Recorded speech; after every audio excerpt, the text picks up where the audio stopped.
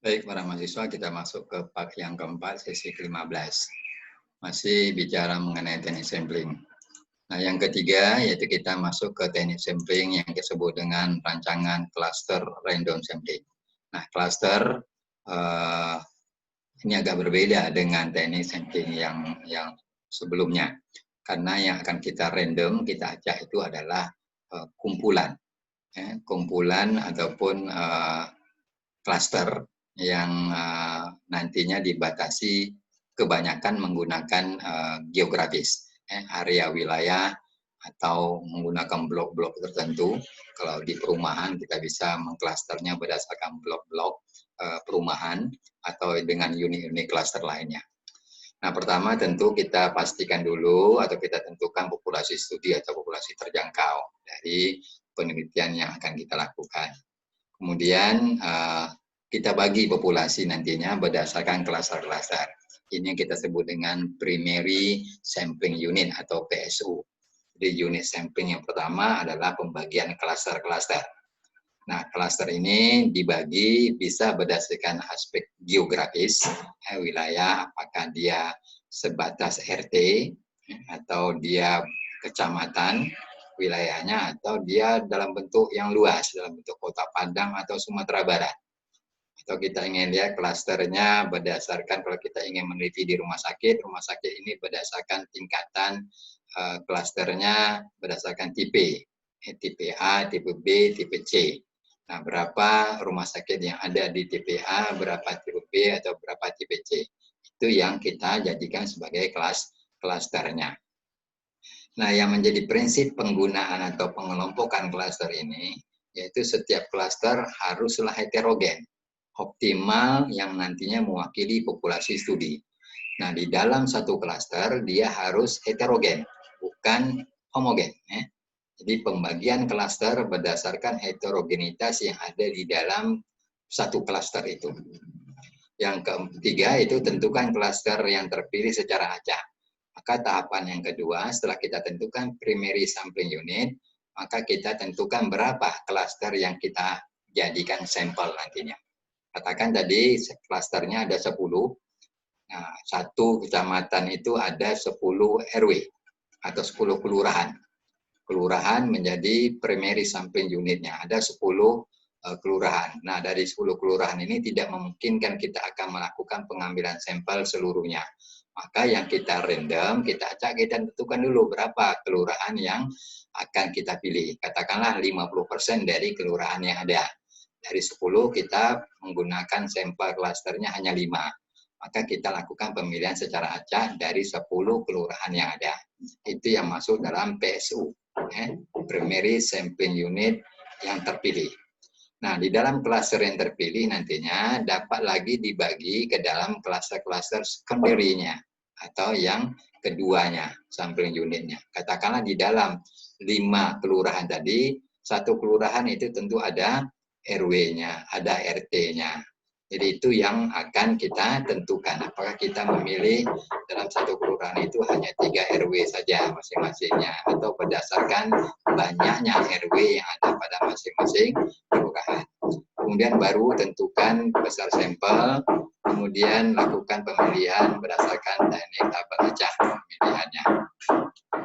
Ini yang sederhana secara penelitian. Nah, ini yang disebut dengan heterogen. Setiap klaster itu harus heterogen, jadi tidak ada bulat semuanya, tapi dia bervariasi. Maka kita bagi berdasarkan klaster-klasternya. Nah, dari 4 klaster yang ada ini kita hanya memilih 2 klaster saja. Katakanlah terpilih klaster yang ini pertama, ini klaster yang kedua. Kalau kita menggunakan sampel fractionnya atau kita hanya menggunakan 50% sampel fractionnya dari seluruh klaster yang ada. Nah, yang berikutnya, yang keempat, ada kita kenal dengan multi-step random sampling. Ini yang disebut dengan rancangan bertingkat. Jadi multi-step banyak tingkatan. Nah, ini yang merupakan teknik sampling yang mengkombinasikan beberapa teknik sampling yang sudah ada.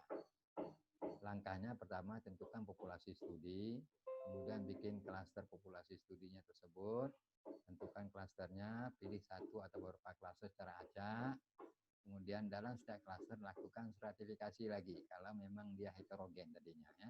Jadi distratakan lagi di dalam klaster yang terpilih, kemudian baru tentukan besar sampel, kemudian lakukan pemilihan unit-unit subjek penelitiannya yang ada di dalam sampel yang terpilih.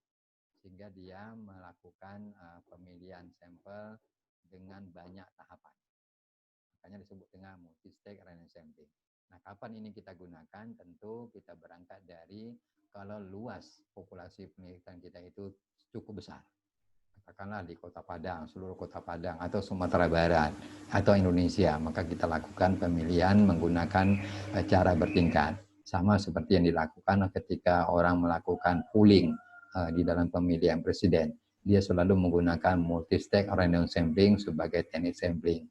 Karena begitu luasnya negara kita, sehingga tidak memungkinkan melakukan pemilihan-pemilihan yang sederhana. Yang berikutnya non-probability sampling. Non-probability sampling yaitu teknik pengambilan sampel dengan konsep setiap anggota atau elemen-elemen di dalam populasi itu dipilih dengan tidak memperhatikan atau memberi kesempatan yang sama untuk menjadi terpilih sebagai sampel penelitian kita. Ini yang merupakan alternatif yang kedua kalau teknik probability itu tidak bisa kita gunakan. Nah, ada beberapa teknik sampling non-probability yang bisa kita pakai nantinya yang biasa digunakan orang. Pertama ada purposive sampling. Purposive prinsip dasarnya adalah pengambilan sampel atau penentuan sampel itu berdasarkan pertimbangan-pertimbangan khusus dari si peneliti. Jadi berdasarkan pertimbangan tingkat ketelitian, tingkat kemampuan si peneliti di dalam memilih siapa sampel yang cocok atau layak dijadikan sampel penelitian. Ini lebih banyak unsur subjektivitasnya karena berdasarkan subjek si peneliti itu sendiri. Yang kedua adalah convenience atau accidental sampling. Nah, accidental sampling yaitu pemilihan sampel hanya berdasarkan kemudahan saja. Hanya berdasarkan faktor kebetulan saja. Jadi kebetulan si A ketika kita melakukan pengambilan atau pengukuran berjumpa dengan si A, maka si A kalau dia memenuhi kriteria sampel kita, maka si A kita jadikan sebagai sampel. Ini banyak dilakukan dalam penelitian-penelitian kesehatan. Ketika kita berada di puskesmas, kita ingin mendapatkan sampel-sampel pasien, nah pasien yang kebetulan datang berobat pada hari kita melakukan pengumpulan data, maka orang-orang itu berdasarkan kriteria yang sudah kita tentukan, dia layak kita jadikan sebagai sampel penelitian. Jadi bagaimana dengan yang tidak datang, tentu dia tidak memiliki kesempatan untuk terpilih. Ini yang masuk non-probability. Yang ketiga adalah ada yang disebut dengan quota sampling, yaitu pengambilan sampel dengan cara menetapkan sejumlah sampel secara jatah ataupun kota. Kita tentukan masing-masing sampel itu berdasarkan kotanya.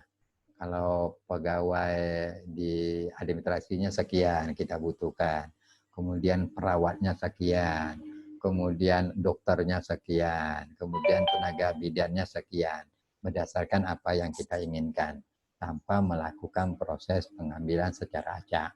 Yang keempat ada yang dikenal dengan teknik sampling snowball.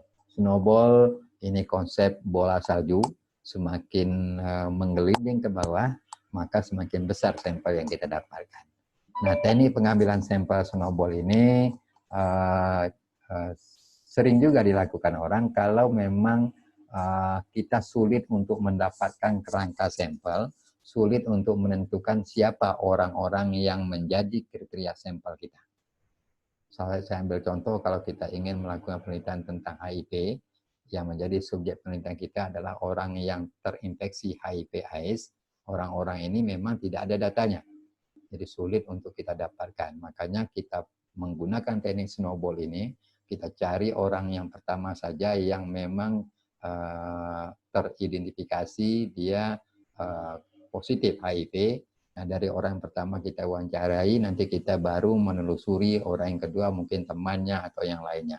Biasanya orang-orang HIV ini kan tertutup sifatnya, sehingga dia nantinya sulit untuk kita dapatkan kalau kita tidak menggunakan teknik snowball ini.